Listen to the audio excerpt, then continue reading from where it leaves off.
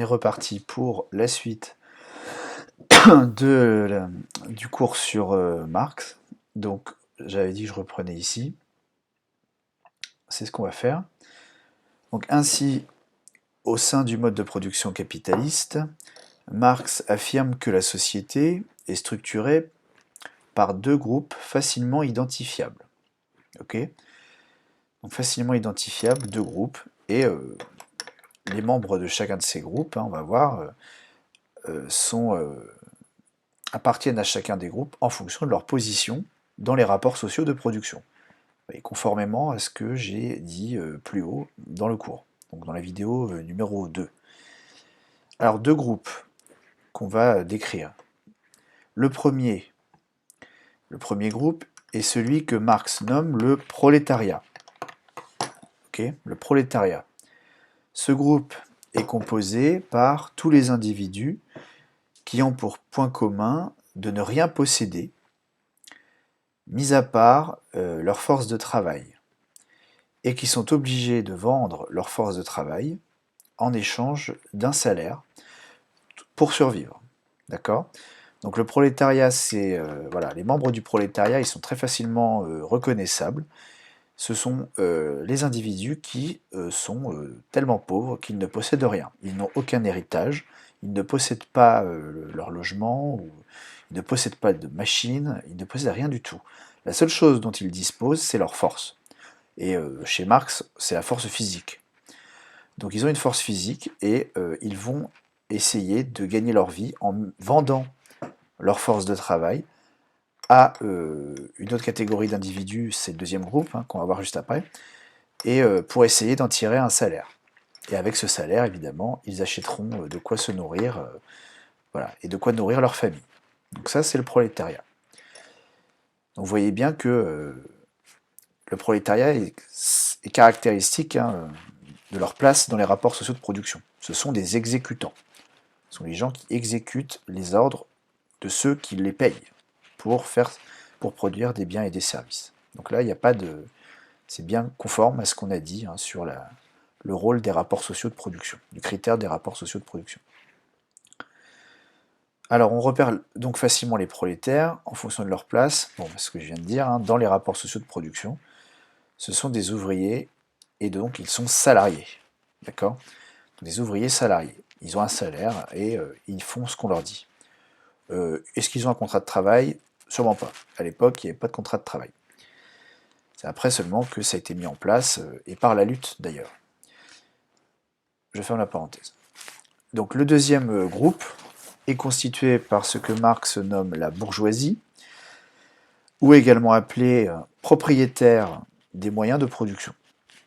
On peut avoir les deux termes, bourgeoisie, propriétaire des moyens de production, ou également, et ça je ne l'ai pas noté, mais propriétaire capitaliste. D'accord ? Ou propriétaire du capital, pour être plus précis. En vérité, Marx emploie très peu le terme capitaliste. Il parle des propriétaires du capital. Bon. Vous voyez bien de qui il s'agit du coup. Donc ce groupe est composé d'individus dont le point commun est de posséder les moyens de production.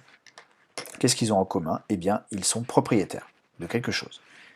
Ils possèdent des moyens de production. Donc, c'est-à-dire les machines, les outils, les locaux, les terrains, voilà.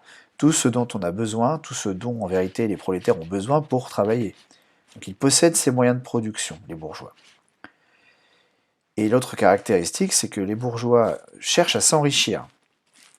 Ils possèdent donc des moyens de production, ce qu'on appelle plus généralement du capital, et ils veulent s'enrichir.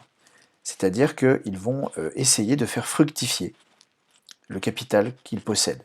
Fructifier, ça veut dire qu'ils veulent faire grossir l'argent qu'ils possèdent. Il faut que ça fasse des fruits, fructifier. Et comment font-ils pour faire fructifier le capital dont ils disposent ? Eh bien, ils embauchent des prolétaires, tout simplement. Il faut que les prolétaires travaillent avec leurs outils pour fabriquer des biens et des services qui seront vendus pour dégager un bénéfice. Et ce bénéfice viendra s'ajouter à l'argent que possède déjà la classe bourgeoise. Voilà. C'est ce qu'on appelle, ça vous n'êtes pas obligé de le noter, c'est ce qu'on appelle l'accumulation du capital. On a du moyen de production, on embauche, on fait des richesses, et on fait un profit. Et on accumule. Et à la fois d'après, eh bien, on fait encore plus de richesses, et on en gagne encore plus.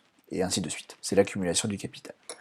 Dans des termes courants, contemporains, l'accumulation du capital, c'est la croissance économique. Donc ça vous rappelle des choses. Bon, je referme la parenthèse, et je reprends à partir de là. Donc les deux groupes ainsi formés grâce à l'unique critère retenu par Marx, c'est-à-dire la place dans les rapports sociaux de production, se nomment classe sociale. D'ailleurs, les deux, ils se nomment classe sociale. D'accord? C'est pas seulement des groupes sociaux, comme on les distingue par leur place dans les rapports sociaux, c'est-à-dire dans la sphère de la production, alors ils s'appellent plus spécifiquement classe sociale. On verra dans la suite du cours que, selon le critère que vous mobilisez pour mettre les gens dans des groupes, ça donne un nom différent au groupe en question. Quand vous les différenciez en fonction de leur place dans les rapports sociaux de production, dans la sphère productive en général, on parle de classe sociale chez Marx. Quand il y a d'autres critères, ça donnera lieu à d'autres noms pour le groupe auquel ils appartiennent. Donc là, en l'occurrence, c'est classe sociale. On parlera alors de la classe ouvrière, ou classe des prolétaires, et de classe bourgeoise, ou classe des propriétaires des moyens de production. Que ce soit pour les prolétaires ou pour les bourgeois, l'appartenance à l'une des deux classes sociales est quasiment définitive. Donc ça, c'est vraiment très important de le noter. Si on veut que l'analyse de Marx soit solide, il y a vraiment l'idée que quand vous naissez dans une classe sociale, vous y restez toute votre vie. Vous naissez ouvrier, vous mourrez ouvrier. Il n'y a pas moyen, très rarement, de basculer d'une classe à l'autre. D'accord ? Si vous naissez dans la bourgeoisie, vous mourrez bourgeois et riche. Il est très très rare, encore une fois, qu'un bourgeois bascule dans la pauvreté et devienne ouvrier. Évidemment, il y a sûrement un cas ou deux où c'est arrivé, mais c'est vraiment exceptionnel. D'accord ? Dans la très très grande majorité des cas, les gens naissent et meurent en restant dans leur classe sociale. Voilà. Je poursuis. Donc il est presque impossible, ce que je viens de dire, pour un prolétaire d'accéder à la propriété de ses moyens de production, et donc de devenir bourgeois, puisque le bourgeois il se caractérise par ce qu'il possède, c'est-à-dire le fait qu'il possède les moyens de production. Et pour un bourgeois, il est extrêmement rare de tomber dans la pauvreté et de devenir prolétaire. Bon, excusez-moi, je me répète, mais bon, c'est pas très grave. Donc, je continue avec une remarque. Alors, c'est pareil, je me répète aussi, c'est ce que j'ai dit tout à l'heure. On parle de classe sociale quand le critère utilisé pour regrouper les individus provient de la sphère productive, posséder ou non les moyens de production. En tout cas chez Marx. On verra chez Weber que classe sociale, c'est la probabilité d'accéder à des biens et des services. C'est-à-dire, selon qu'on est plus ou moins riche, on a plus ou moins de chances de pouvoir acheter des choses. Bon, mais c'est quand même en rapport avec la sphère productive. D'autres critères peuvent être utilisés pour regrouper les individus, mais il ne s'agira pas de classe sociale, mais d'autres groupes ayant un nom spécifique. D'accord ? Voir suite du chapitre.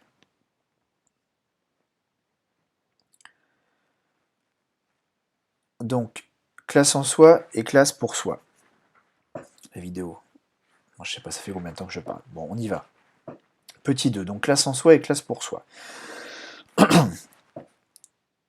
Marx avance l'idée qu'au sein du mode de production capitaliste, la société est structurée par deux classes sociales. Bon, je me répète, bourgeoisie, prolétariat. Cependant, il existe d'autres groupes qui pourraient être des classes sociales, mais qui ne réunissent pas toutes les caractéristiques nécessaires pour en faire partie. Voir suite du cours. Ok ? Bon, alors ça veut dire quoi ? Ça veut dire, on va voir ça dans le document 14, ça veut dire que pour Marx, une classe sociale, c'est pas juste des points communs, c'est un sentiment d'appartenance. D'accord ? Le fait d'avoir des points communs, c'est ce qu'on appelle classe en soi, et le fait d'avoir un sentiment d'appartenance, de se sentir comme appartenant au groupe en question, ça donne lieu à ce que Marx nomme la classe pour soi. Il y a des groupes sociaux dans la société qui ont des points communs, qui sont des classes en soi, mais qui ne se sentent pas forcément comme appartenant à cette classe, et ne constituent donc pas des classes pour soi. On va voir ça tout à l'heure, c'est l'exemple des paysans. Bon, alors je vais vous lire le document 14, et après on va regarder le commentaire que j'en fais. C'est un document qui provient d'un livre de Raymond Aron, donc les luttes de classe 1972. Donc Raymond Aron, c'est un philosophe, sociologue et historien extrêmement connu, vous avez ses dates de vie et de mort, donc c'est vraiment quelqu'un d'extrêmement connu, qui, c'était un des rivaux d'un autre philosophe que vous avez vu en philosophie qui s'appelait Jean-Paul Sartre. Voilà. Jean-Paul Sartre, Raymond Aron, c'est un peu des rivaux qui sont connus dans la même école, ils sont connus à l'école normale supérieure. Bon. Donc, allons-y. Que raconte Raymond Aron? Document 14. Donc, pour qu'il y ait classe sociale, selon Marx, il ne faut pas seulement qu'un grand nombre d'hommes vivent de manière approximativement semblable, exerçant un travail comparable, il faut encore qu'ils soient en relation permanente les uns avec les autres, constituent une unité, en découvrant tout à la fois leur communauté et leurs oppositions à d'autres groupes. Il y a classe non pas simplement lorsqu'il y a des traits communs à des millions d'individus, mais quand tous ces êtres individuels prennent conscience de leur unité, en s'opposant à d'autres millions d'individus, eux aussi groupés. La classe sociale n'exigerait pas seulement la communauté de fait, dans les façons de vivre, elle exigerait d'eux surtout une prise de conscience de leur communauté, qui n'est pas concevable sans conscience d'un antagonisme. On y reviendra tout à l'heure. La notion d'antagonisme, c'est un mot qui doit apparaître dans vos copies quand vous parlez des classes chez Marx. Il y a antagonisme, on y reviendra. D'où résulte un point essentiel de la théorie de Marx. La classe sociale n'existerait réellement que dans la mesure où elle aurait conscience d'elle-même, mais il ne peut pas y avoir conscience de classe sans reconnaissance de la lutte de classe. Une classe n'a conscience d'elle-même que si elle découvre qu'elle a une autre lutte à mener contre d'autres classes. Bon, j'anticipe un peu sur ce que je vais lire après sur le commentaire, mais pour aller à l'essentiel, l'idée c'est que la classe en soi, chez Marx, c'est des individus qui ont des points communs dans la sphère productive. Alors les ouvriers, les prolétaires, leur point commun c'est qu'ils travaillent à l'usine et ils ont des modes de vie communs. Voilà, c'est les points communs, c'est la classe en soi. La classe pour soi, c'est le sentiment d'appartenance, comme j'ai dit tout à l'heure. À quoi s'ajoute quand même aussi, et ça c'est ce que dit le document et c'est pas forcément toujours précisé dans les cours, à quoi s'ajoute aussi l'idée que les membres de la classe ont conscience qu'ils ont un ennemi de classe. Voilà. C'est pour ça qu'il parle d'antagonisme, Raymond Aron. Il n'existe de classe sociale chez Marx que parce qu'il y a une lutte. Il y a une lutte entre des groupes. Et donc s'il y a lutte, il doit y avoir connaissance de l'ennemi de la classe. Une vraie classe pour soi, c'est les classes qui ont une conscience d'elles-mêmes, qui ont conscience de leurs intérêts, et qui connaissent leur ennemi qu'ils doivent combattre. Sans ça, il n'y a pas de classe pour soi. Il faut qu'ils aient conscience de leur ennemi, qu'ils connaissent leur ennemi de classe. Bon, peut-être que je vais me répéter par la suite, mais bon, vu que l'idée me vient maintenant, je préfère vous la dire comme ça, de manière naturelle. Donc, alors le commentaire. Donc je reprends ici. Ainsi, pour Marx, pour parler de classe sociale, un groupe d'individus doit accumuler plusieurs points communs. Ils doivent en premier lieu avoir la même place au sein des rapports sociaux de production, ça je l'ai dit plusieurs fois, je pense que vous avez compris. Posséder ou non les moyens de production, donc ça c'est ce que j'entends par rapport sociaux de production. Ensuite, ils doivent partager les mêmes conditions de vie. Donc un autre élément de la classe en soi, c'est que les individus ont en commun d'avoir les mêmes conditions de vie. En gros, ils sont plus ou moins pauvres. Hein, même niveau de confort, même mode de vie. La notion de mode de vie, hein, on y reviendra dans la suite du cours, mais c'est l'idée qu'il y aurait une culture propre à chaque classe, et qu'ils ont des visions du monde proches.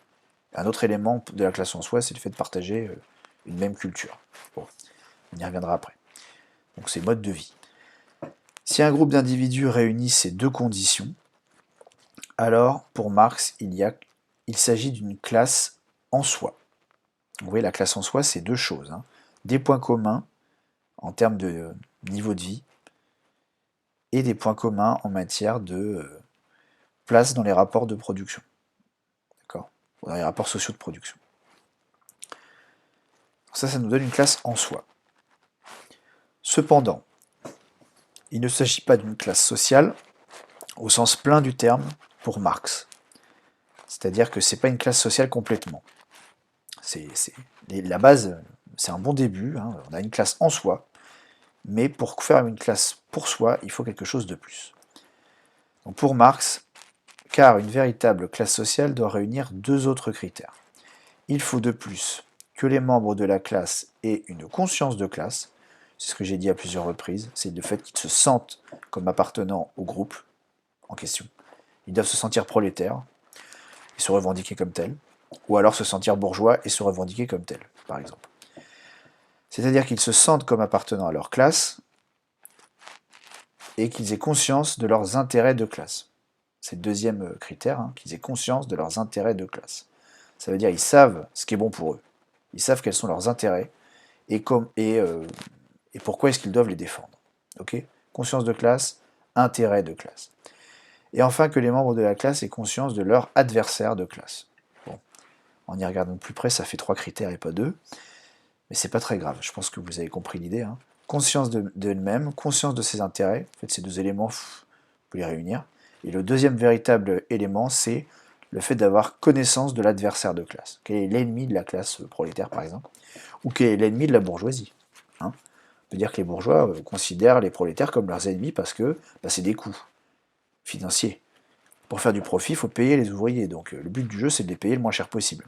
Donc là, c'est un peu des ennemis de la bourgeoisie, les ouvriers, d'une certaine façon, aussi. Donc ils ont connaissance de leurs adversaires, du fait qu'ils sont dans un rapport nécessairement conflictuel avec un ou plusieurs autres groupes d'individus contre lesquels ils doivent entrer en lutte. Bon, je vous laisserai relire ce passage, je pense que vous avez compris. Quand un groupe d'individus réunit ces 4 critères, il s'agit pour Marx d'une classe pour soi. Voilà, on a enfin une classe en soi, c'est-à-dire un groupe d'individus qui a des points communs, qui se sent comme appartenant à ce groupe, qui a conscience de ses intérêts, d'accord, qui connaît son adversaire de classe et qui va entrer dans la lutte sous toutes ses formes, pour défendre leurs intérêts et améliorer leurs conditions de vie. Et c'est vrai dans les deux sens. Ça peut être la lutte des prolétaires pour améliorer leur niveau de vie, contre la bourgeoisie, mais ça peut aussi être la lutte de la bourgeoisie contre les prolétaires, en écrasant leur salaire, en cassant les grèves, en empêchant la révolte, pour que la bourgeoisie continue d'asseoir sa position de domination et continuer de s'enrichir, et pourquoi pas s'enrichir de plus en plus. Donc là, je vais faire une pause, je reprendrai à la remarque qui est ici, parce que là, je crois que la vidéo, elle dure super longtemps. Voilà, on reprend tout à l'heure.